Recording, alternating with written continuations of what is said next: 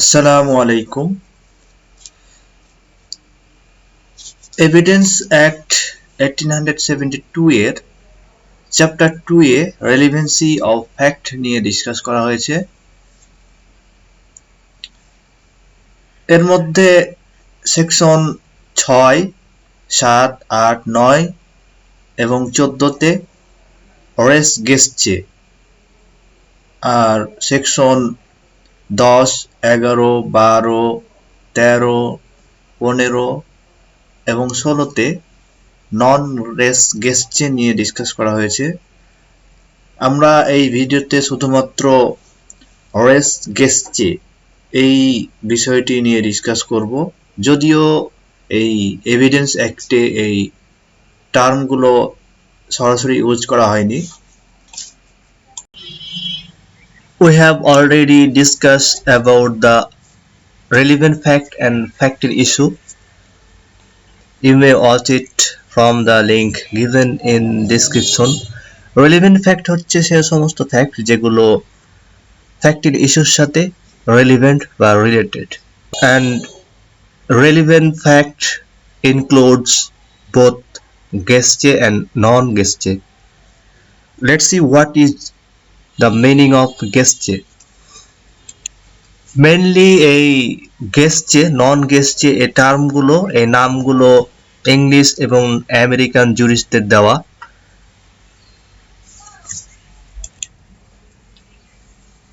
Race গেস্টে মানে হচ্ছে সেই সমস্ত ফ্যাক্ট, অ্যাক্ট, ওমিশন, ডিক্লারেশন যেগুলো ফ্যাক্ট ইন ইস্যুর সাথে ক্লোজলি কানেক্টেড, প্রত্যক্ষভাবে কানেক্টেড। ওকে,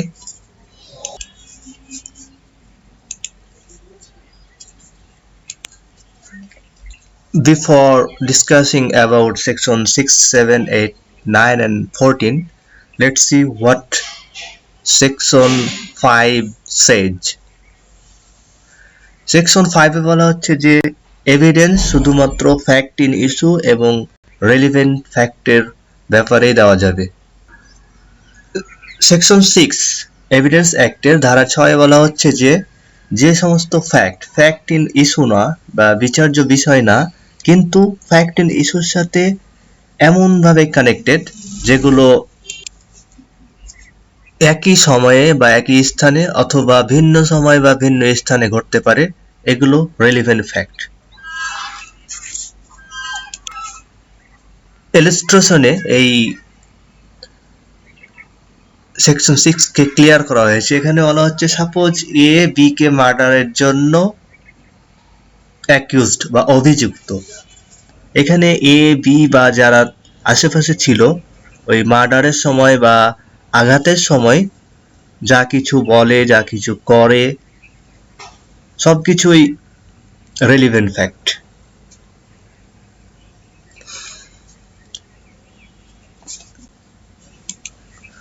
এমনকি যেগুলো তারা ওই মার্ডার বা আঘাতের অল্প কিছুক্ষণ আগে বা পরে করে বা দেখে, সেগুলো রেলিভেন্ট ফ্যাক্ট। ধরুন এখানে এ বি কে মার্ডারের সময় বলছিল যে আমি তোমার কাছে কিছু টাকা পাই, তারপরে বি বলল যে আমি তোমার কাছ থেকে কোনো টাকা ধার নেইনি। এইভাবে তারা এক পর্যায়ে তর্ক বিতর্ক করতে করতে মারামারিতে জড়িয়ে পড়ে। এই অবস্থায় পাশে থাকা কিছু লোকজন এর হাতে কোনো অফেন্সিভ উইপন, কোনো মারাত্মক অস্ত্র তুলে দেয়। এখানে যে এ এবং বি এই মারামারির পূর্বে তর্ক করতেছিল বা টাকা চাইতেছিল, এগুলো হচ্ছে রেলিভেন্ট ফ্যাক্ট। তারপরে পাশ থেকে কেউ একজন তার হাতে অস্ত্র তুলে দিল, এটাও রেলিভেন্ট ফ্যাক্ট এই সেকশনের আন্ডারে। ওকে, এরপরে আরেকটি এক্সাম্পল এখানে যে এ বাংলাদেশের বিরুদ্ধে যুদ্ধে ষড়যন্ত্র করার জন্য বা যুদ্ধে অংশগ্রহণ করার জন্য অভিযুক্ত। এই যুদ্ধে বা এই অভ্যুত্থানে অনেক প্রপার্টি ধ্বংস হয়, তারপরে অনেক সৈন্যবাহিনীকে আক্রমণ করা হয়, জেল ভেঙে ফেলা হয়। এই সবগুলোই হচ্ছে রেলিভেন্ট ফ্যাক্ট, যদিও এ এই অ্যাক্টগুলো সবগুলোতে অংশগ্রহণ করেনি। এ শুধুমাত্র হয়তো এই অভ্যুত্থানে অংশগ্রহণ করেছিল, কিন্তু সে হয়তো জেল ভাঙেনি। তারপরও এখানে জেল ভেঙে ফেলাটা relevant fact. Then let's see section 7 of this act. section 7 এ বলা হচ্ছে যেসব ফ্যাক্ট ইন ইস্যু বা রেলিভেন্ট ফ্যাক্টের অকেশন বা উপলক্ষ, তারপরে কজ অথবা ইফেক্ট তৈরি করে, এগুলো হচ্ছে রেলিভেন্ট ফ্যাক্ট। অথবা এমন অ্যাক্ট, এমন ফ্যাক্ট যেগুলো ওই ফ্যাক্ট ইন ইস্যু বা রেলিভেন্ট ফ্যাক্ট ঘটতে সুযোগ সৃষ্টি করে দেয়, এগুলো রেলিভেন্ট ফ্যাক্ট। ওকে, একটা এক্সাম্পলের মাধ্যমে এটা ক্লিয়ার হওয়া যায়। সাপোজ আপনি এবং আপনার ফ্রেন্ড মেলায় গেলেন এবং আপনার কাছে একটা 500 টাকা নোট ছিল। আপনি আপনার ফ্রেন্ডকে এই 500 টাকার নোটটা দেখালেন, এই মেলার মধ্যেই এক পর্যায়ে আপনি এটা দেখালেন। তারপরে কোনো এক জায়গায় দেখলেন যে কনসার্ট হচ্ছে বা পার্টি হচ্ছে, আপনারা সেখানে গেলেন। সেখানে যাওয়ার পর কিছুক্ষণ পর দেখা গেল আপনার ফ্রেন্ড আপনার পাশে নেই এবং আপনার পকেটে যে 500 টাকা ছিল সেটাও নেই। এরপরে আপনি আপনার ফ্রেন্ডের বিরুদ্ধে 500 টাকা চুরির অভিযোগ দিয়ে মামলা করলেন। এখানে ফ্যাক্ট ইন ইস্যু বা বিচার্য বিষয় হচ্ছে আপনার ফ্রেন্ড টাকা চুরি করেছে কি না। আর এখানে আপনাদের মেলায় যাওয়াটা হচ্ছে অকেশন বা উপলক্ষ, এই চুরির উপলক্ষ। আর এটা একটা রেলিভেন্ট ফ্যাক্ট, কারণ এখানে বলা হচ্ছে দ্য অকেশন হচ্ছে রেলিভেন্ট ফ্যাক্ট। এরপরে আপনি যে আপনার ফ্রেন্ডকে মেলায় এক পর্যায়ে আপনার 500 টাকা নোটটি দেখিয়েছিলেন, এটা ওই চুরির কজ হতে পারে, and this cause is relevant fact under this section. এরপরে আপনি আপনার ফ্রেন্ডকে এক পর্যায়ে আপনার পাশে দেখতে পেলেন না, এটা চুরির effect, and this effect is relevant fact.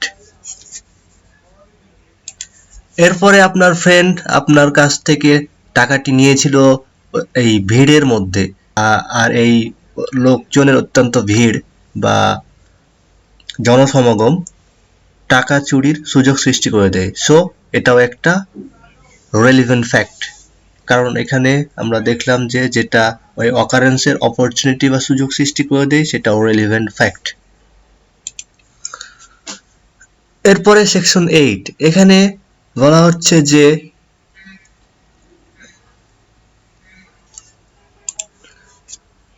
Fact in issue অথবা রেলিভেন্ট ফ্যাক্ট সম্পাদনের মোটিভ অথবা প্রিপারেশন অফ রেলিভেন্ট ফ্যাক্ট। এবং আরো বলা হচ্ছে যে পার্টিদের কন্ডাক্ট বা তাদের এজেন্টদের কন্ডাক্ট ফ্যাক্ট ইন ইস্যু বা রেলিভেন্ট ফ্যাক্টের সাথে কানেক্টেড হয়, তবে এই কন্ডাক্টগুলো রেলিভেন্ট ফ্যাক্ট। এখন আমরা এই তিনটি টার্ম মোটিভ, প্রিপারেশন এবং কন্ডাক্ট অফ দ্য পার্টি, এই তিনটি টার্ম নিয়ে ডিসকাস করব। মোটিভ সম্পর্কে অলরেডি ডিসকাস করা হয়েছে, you may watch it from the link given in description. এখন আমরা প্রিপারেশন কি সেটা দেখি। প্রিপারেশন হচ্ছে কোনো অপরাধ বা কোনো কার্য সম্পাদনের প্রস্তুতি। সাপোজ আপনি মার্ডার করার জন্য অস্ত্র ক্রয় করলেন, এটা হচ্ছে প্রিপারেশন, এটা হচ্ছে অপরাধ সংগঠনের উপায় বা কৌশল। ওকে, এরপর নেক্সট হচ্ছে conduct of the party. Conduct of the party কিভাবে রেলিভেন্ট ফ্যাক্ট হতে পারে একটা এক্সাম্পলের মাধ্যমে ক্লিয়ার করা যায়। সাপোজ আপনি এবং কিছু লোকজন রাস্তা দিয়ে হেঁটে যাচ্ছেন এবং পাশে দেখলেন যে একজন মহিলা গুরুতরভাবে আহত অবস্থায় পড়ে আছে। আপনারা তার কাছে গেলেন, তারপরে তাকে জিজ্ঞাসা করলেন যে তার এই অবস্থা কিভাবে হলো, কিন্তু সে কথা বলতে পারছে না। সে ইশারা ইঙ্গিতের মাধ্যমে বোঝালো যে কেউ তাকে এভাবে মার্ডার করার জন্য আহত করেছে। এখানে তার ইশারা ইঙ্গিত হচ্ছে কন্ডাক্ট অফ দ্য পার্টি, আর এই ইশারা ইঙ্গিত বা তার এই কন্ডাক্টটা হচ্ছে রেলিভেন্ট ফ্যাক্ট। ওকে, এরপরে সেকশন 9 বলা হচ্ছে যে ঘটনা বিচার্য বিষয় বা প্রাসঙ্গিক বিষয়, অর্থাৎ ফ্যাক্ট ইন ইস্যু আর রেলিভেন্ট ফ্যাক্টকে ব্যাখ্যা বা পরিচয় করিয়ে দেওয়ার জন্য প্রয়োজন, অথবা যেগুলো ফ্যাক্ট ইন ইস্যু বা রেলিভেন্ট ফ্যাক্টকে নাকচ করে দিতে পারে, অথবা যে ফ্যাক্ট কোনো ব্যক্তির পরিচয় প্রকাশ করতে সাহায্য করে, যার পরিচয় প্রকাশ করা মামলার জন্য প্রয়োজন বা প্রাসঙ্গিক। এরপরে ফ্যাক্ট ইন ইস্যু বা রেলিভেন্ট ফ্যাক্ট সংগঠনের সময় বা স্থান নির্দেশ করে।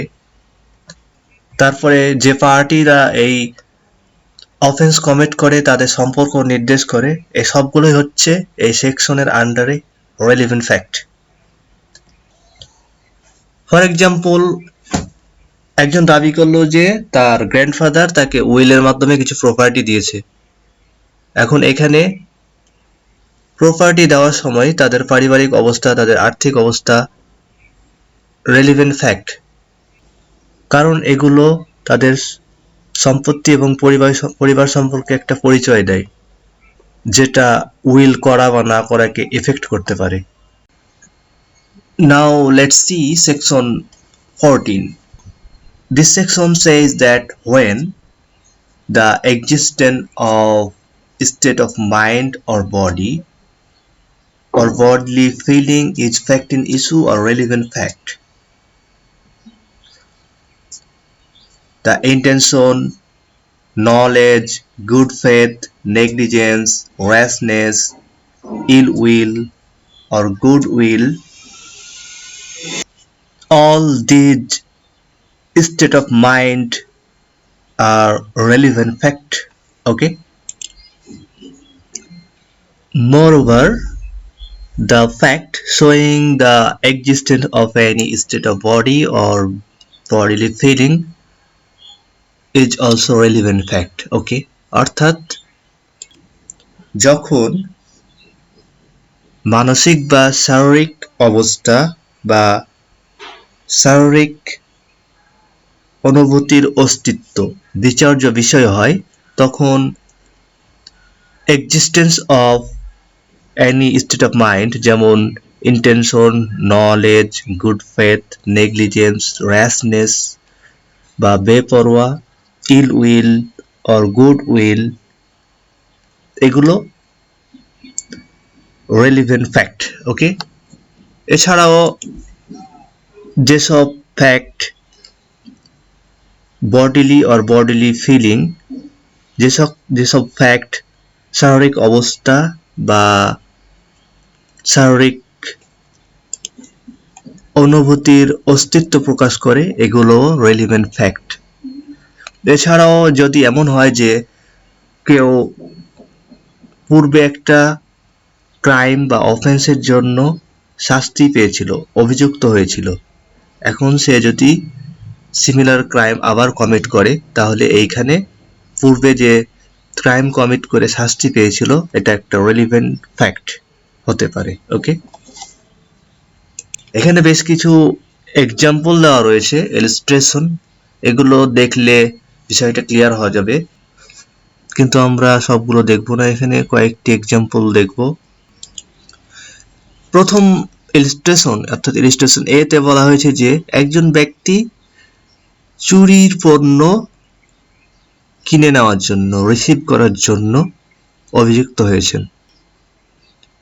এখন দেখা গেল যে তার পজিশনে আরো বেশ কিছু স্টলেন প্রপার্টি রয়েছে। এখান থেকে প্রমাণিত হয় যে, এখান থেকে বোঝা যায় যে সে যে এই চুরি করা পণ্য ক্রয় করেছে, স্টলেন প্রপার্টি রিসিভ করেছে, সে এটা ইন্টেনশনালি করেছে, কারণ তার পজিশনে আরো অনেক স্টলেন প্রপার্টি রয়েছে যেগুলো সে পূর্বেই এই একইভাবে রিসিভ করেছে। এর দ্বারা বোঝা যায় যে এটা সে ভুল করে করেনি, ইন্টেনশনালি করেছে, কারণ পূর্বেও সে এভাবে ডিল করত।